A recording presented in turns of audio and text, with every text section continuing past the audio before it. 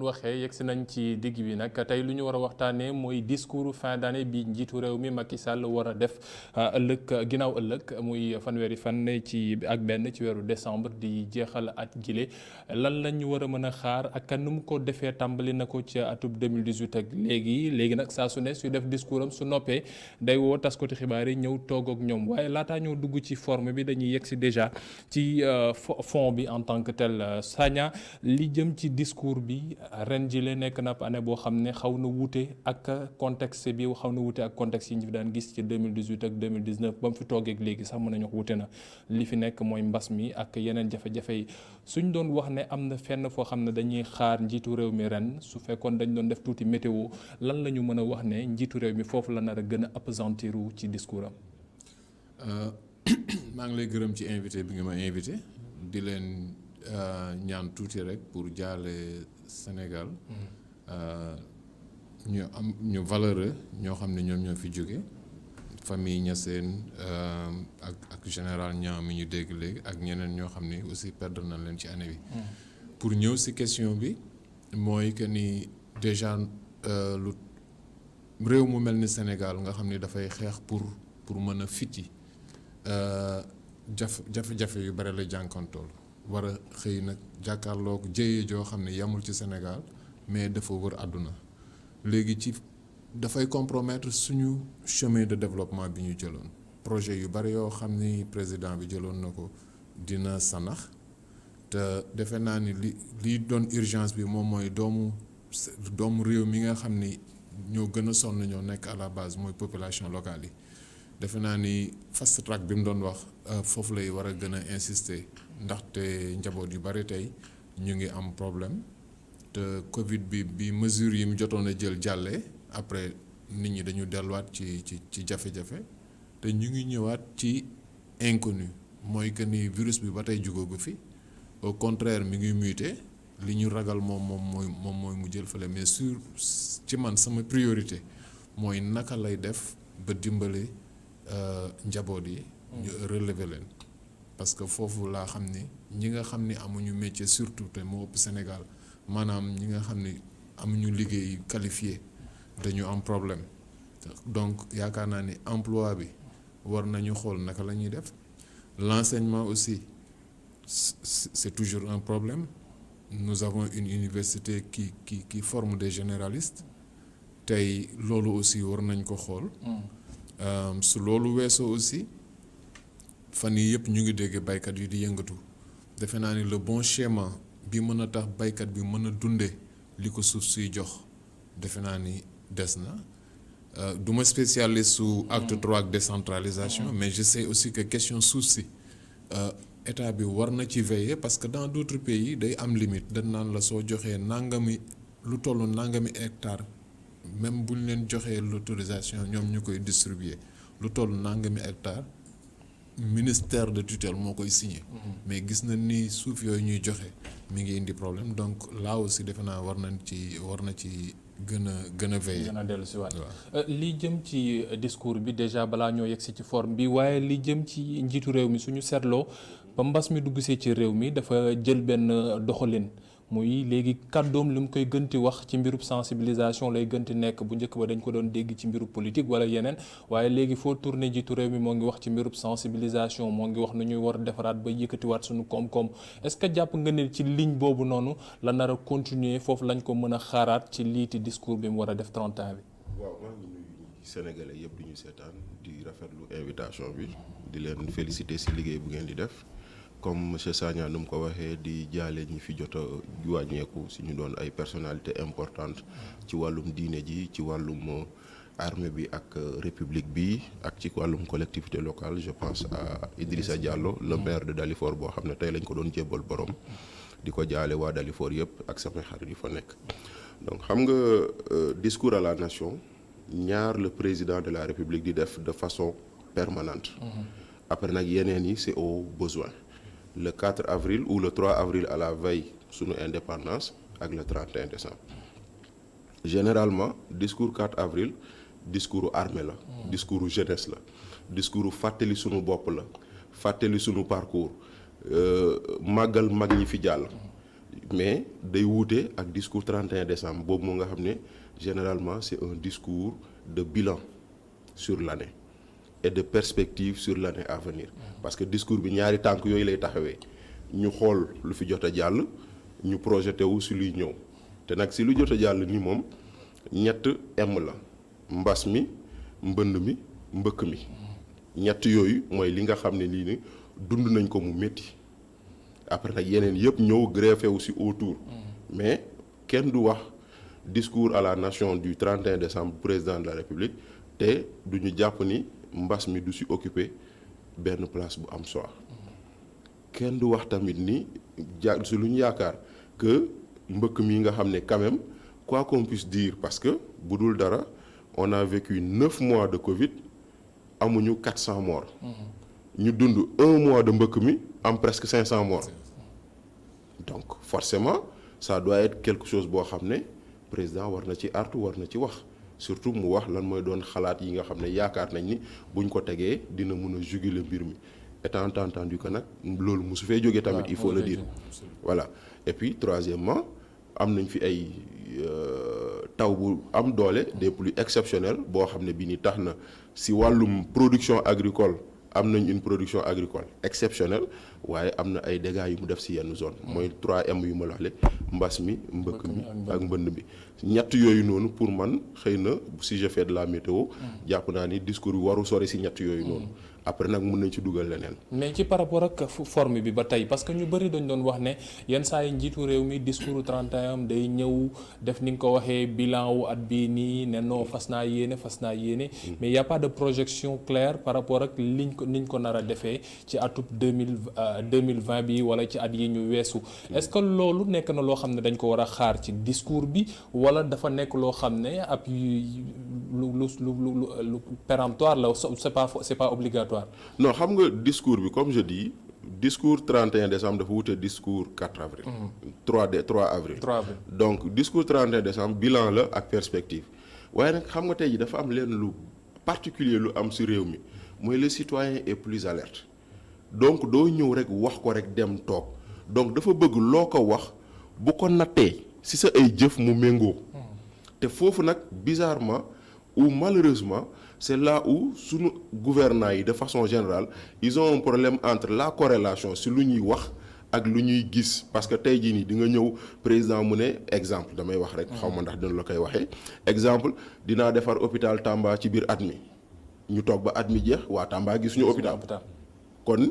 bu ñëwaatee discours 31 décembre mu ne dinaa def ci hôpital Tamba dinañ ko ne président waxoon nga ñu ko daaw gisuñu ko donc foofu la problème bi nekk président de la République ou autorité yu mu ci mënti doon ils ont un problème fu mu toll nii moo di ni ñoom seeni discours dafay xaw a des fois am décalage avec lu sénégalais yi di xaar wala yàkkamti bu ñu xaar pour réalisation mbir moom noonu wala boog ñu dig leen loo xam ne duñ ko gis mais lu wóor ba wóor moo di ni discours bi moom cadre boobu la war a taxawee ci ñaari tànk yooyu bilan année bi di ñëw projeté aussi année bi di ñëw waaye na fekk tamit lu ñu wax mu doon lu ñu naan des objectifs SMART. SMART mooy loo xam ne c'est réalisable atteignable et mesurable et dans le temps. donc mu doon loo xam ne lii nii nit ki boo ko waxee dans 6 mois l'hôpital de Kaffrine sera fonctionnel nañu fexe ba 6 mois yooyu noonu hôpital Kaffrine bi. ñu mën koo tijji ba mën a jël ay clients bu ñu la nee dans 8 mois l'autoroute sera élargie na fekk kon loolu la Sénégalais yi di xaar en réalité mais discours pour discours wax ba pare nga xëy nga dem sa yoon keneen ñëwaat waxaat ñu ne moo ko waxal donc dégg nañ ko te on espère parce que fu mu toll nii Sénégalais yi il faut le dire le citoyen est devenu plus alerte. Sagna lu jëm ci loolu parce que yenn saa yi ñu su bëri Sénégalais yi da nga leen di wax ne leen est-ce que déglu nga lu njiitu réew mi wax 3 avril wala déglu nga le 31 décembre le premier nga laaj leen ñun la non da doon lu mu waxoon la ñuy wax la ñuy waxaat rek le pourquoi discours sunu njiitu réew nekk loo xam ne léegi Sénégalais yi fulla gi ñu ko waroon jox wala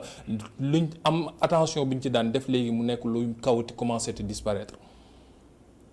déjà au Sénégal xam naa ni blague yu bare da nga ko ciy dégg le politicien on lui donne pas de crédit. waxu politicien la.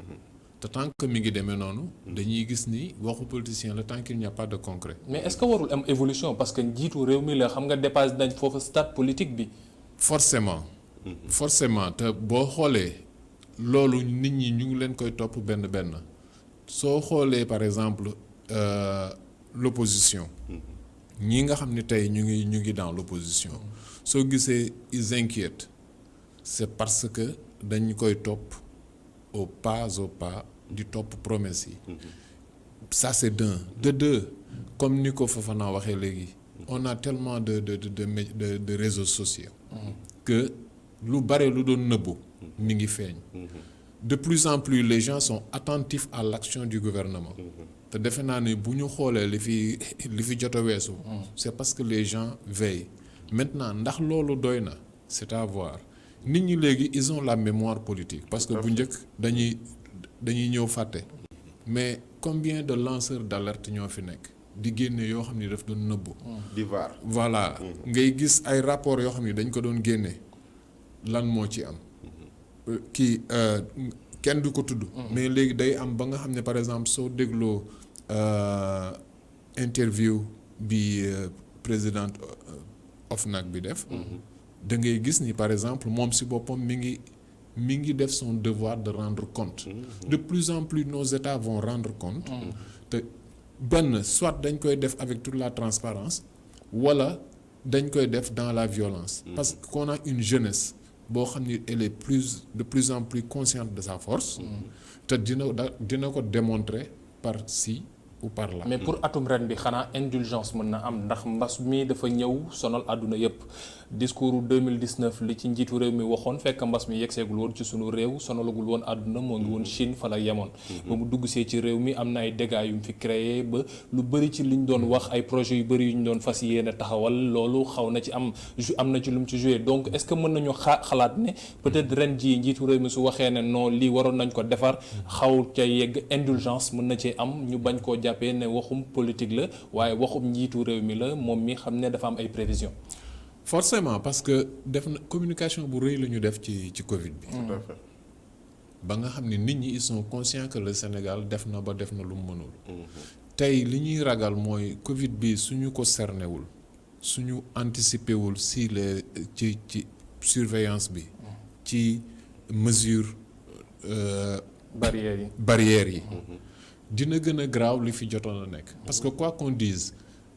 on a distribué des vivres et consorts mais fekk na nit ñi peut-être coowal Covid bi commencé nañ ko entériner. ba nga xam ni ñu ci bare jotuñu. te pourtant mérité woon nañu ko. mais waxuñu. mais cette fois-ci indulgence bi c'est à voir moo tax ils sont très hésitants pour appliquer à la dure. mesure barrières yi. mais par rapport ak discours bi. ren jile nii njiitu réew mi. discours bi mu defoon ci 2019 mun nañu wax su fekkee bilan bu mu defoon 2019 sénégalais mënoon nañ taxaw ak xadar. non njiitu réew mi lii mais 2020 su nee ne non lii waroon nañ ko def yeggaguñ ci indulgence mën na ci am ndax mbas mi moo ngi fi. waaw day forcément que les sénégalais doivent être indulgents à l'endroit du président de la république. par rapport aux engagements yoo xam ne dañ ko jëloon ci 2020 te waroon ko réaliser 2020. lépp lu nga xam ne lii pour man ci réalisation 2020 dañ ko doon xaar te mu sooxe rek nañ ko jël teg ko ci cadre mbas mi ndaxte mbas mi ba mu fi egsee ku ko wax ak ku ko waxul ñëpp la impacté. ça a durement impacté ce pays on parle de perte de recettes de l'ordre de 400 milliards de francs CFA. donc on parle de presque 900 milliards de moins-value loo xam ne lii sur notre croissance on vous parle de 0,7% de croissance pour koo xam ne dafa yaakaaroon am 7% de croissance. ci croissance à deux chiffres. waaw parce que dañ doon gént dem ci croissance à deux chiffres eggaguñ fa mais c'était une progression par rapport ak évolution bu ñu nekkoon. donc forcément loolu noonu dafay am impact. kon nag dafay am ay projets yoo xam ne dañ ko doon xaar bu doon nag Sénégal kese la daal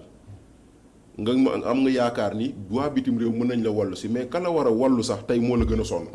ndaxte tey jii nii mu ngi ko doon wax sànq si mbas mi def nañ ba def lu ñu xaar woon ba tax na tey jii nii quand on évalue les systèmes de santé dañ ñu boole si réew yi nga xam ne ils ont bien combattu ou ils ont bien fait face à la Covid. mais demal Europe. demal France demal feneen donc tey jii nii indulgence boobu dañ koy xaar mais nag am na loo xam ne aussi ñun sénégalais dañ koy wax moo ne lekketu kese naxuli béy. donc nous sénégalais de façon générale citoyens nous attendons quelqu'un qui nous donne de l'espoir parce que mbas maa ngi fi on doit vivre avec mais ñu ngi xaar ci discours bi des messages porteurs d'espoir d'espérance pour que ñu xam ni métti na waaye am na luy ñëw mooy gën a neex te buñ si àndee ñun ñëpp effectivement luñ soxla dinañ ko am mais loolu noonu mooy beneen partie bi donc indulgence d'un côté message d'espoir de l'autre ñaar yooyu buñ ko boolee pour man la mayonnaise va prendre maintenant mu am loo xam ne sama xalaat la man moo di ni tout ce qui est sujet polémique c'est pas le lieu parce que yow da nga bëgg nit ñi déglu la da nga bëgg nit ñi jàpp li ngay déglu kon doo fa wax loo xam ne dañuy tax nit ñi di werante si loolu ba fàtte yow lan mooy le contenu ou la quintessence de ton message. ci loolu noonu la ñuy des ndax discours bi la ñuy wax fond bi ak forme bi mais par rapport ak forme bi ba tey suñu jugee ci discours bi rek yenn saa yi dañuy teg tuuti yegsi ci confrontation su ma ko mënee tuddee noonu bu muy am conférence bi interview bi le grand entretien moom ak yenn taskati xibaar mu den ab mbir moo xam ne sénégalais yu bëri dañ koy xaar mais tamit sénégalais yu bëri dañ ci am xel ñaar ndax dañuy wax ne njiitu réew mi mooy tànn ay journaliste am mooy andi ay taskatu xibaaram ñëw pour waxtaan ak ñoom lu mu bëgg lay wax lu mu bëggul du ko wax ab innovation la déjà parce que depuis 3 ans mu nekk di ko def moom moo ko nangu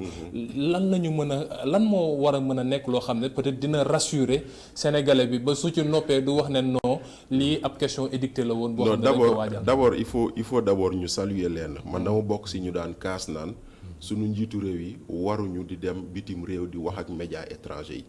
On est des journalistes assez professionnels on a des groupes très forts yoo xam ne bu bëggee jàllale message am mën na ko fi jàll man dama doon wax loolu déjà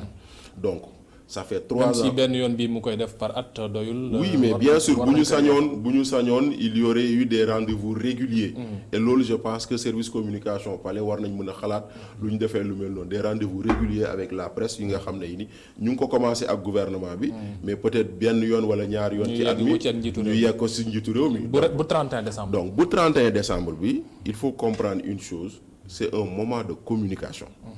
Donc qui dit communication dit choix des thèmes dit choix des personnes ça ne veut pas dire que ñu invité ay xusma ñàpp lañ non c'est-à-dire que président moo ne dinaa wax ci sujet bi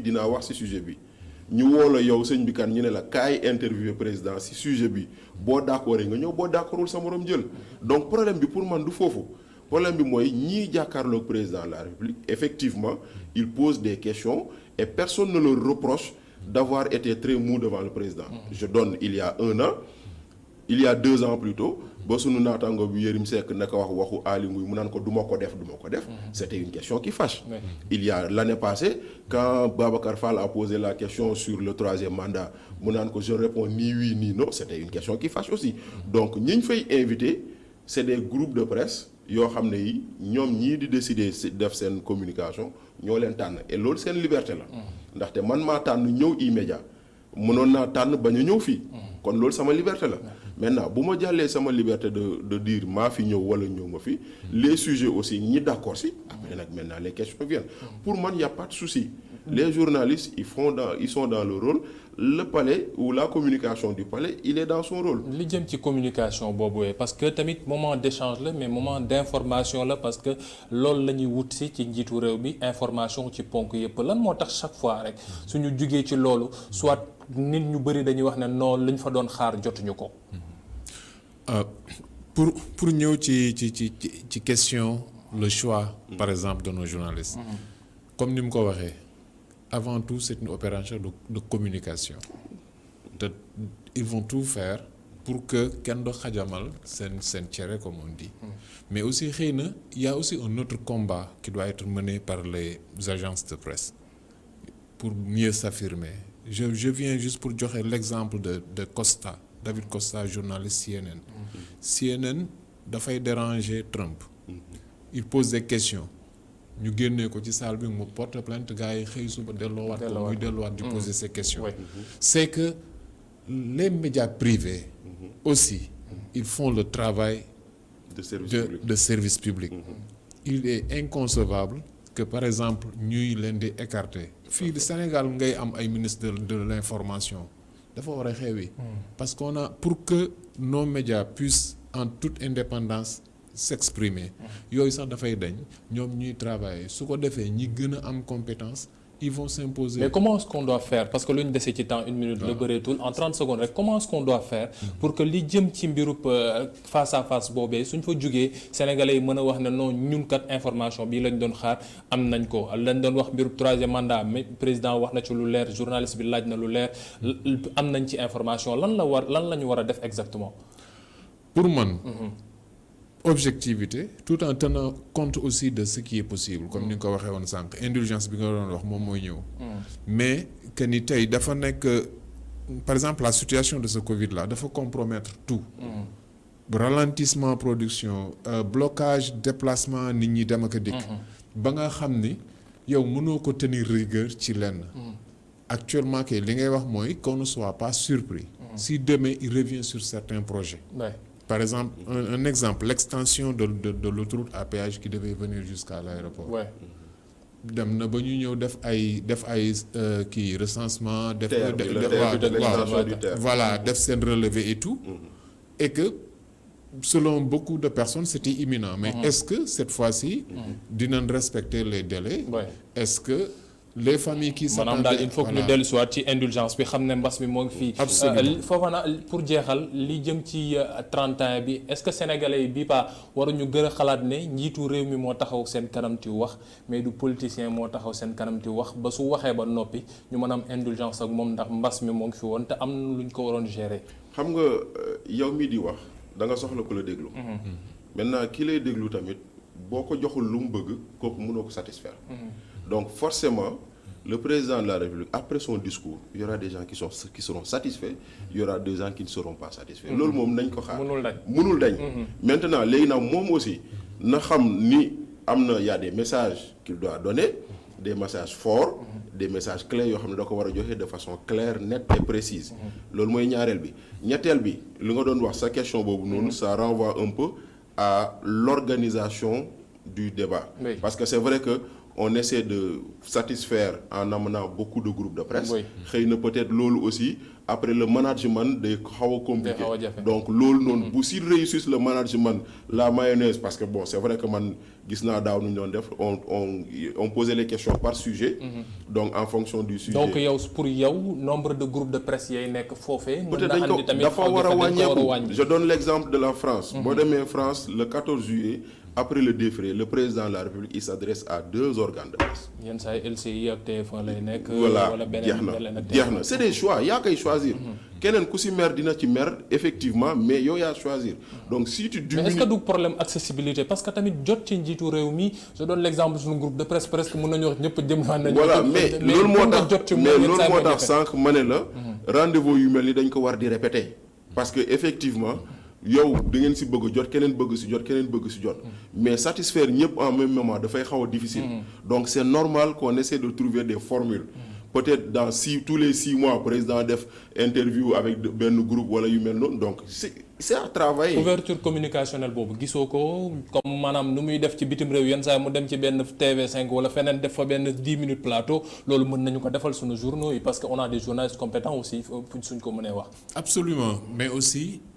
da ngay xool ni toujours booy dem bay dugg ci presse audience aussi ngay wër. Mais bien sûr. Le Sénégal n'est pas isolé. Si bien que su génnee aussi. Ces médias là ñoom ñoo ëpp